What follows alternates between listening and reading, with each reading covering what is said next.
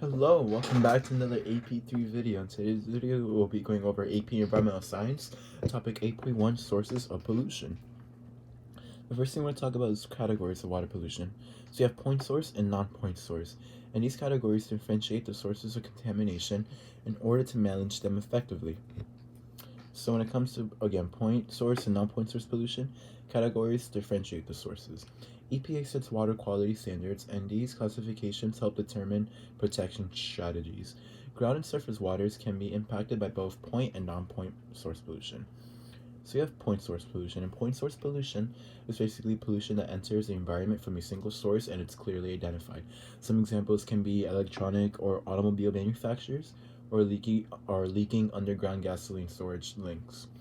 The Clean Water Act requires industries of point sources to get a permit from the state and or EPA before they can discharge any effluent into a body of water.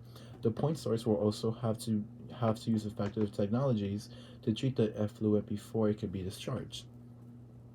So now we're going to talk about non-point source pollution. And non-point source pollution is a pollution that can't be traced back to a singular point or property, so not traced by a singular pipe.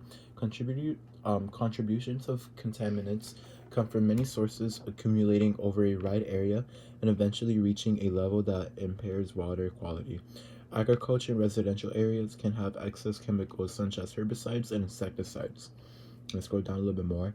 Water from rain, snowmelt, and irrigation running off parking lots and roads and lawns in urban or suburban areas can be a source of oil, grease, and toxic chemicals.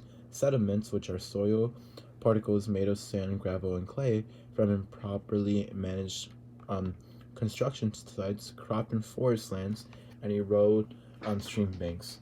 And sediment is one of the most significant non-point sources pollutants in the U.S. It's managed through programs that encourage partnerships between private landowners and business with local and state governments working together. That's everything we need to know for 8.1. This is another AP3 video. Thank you for watching.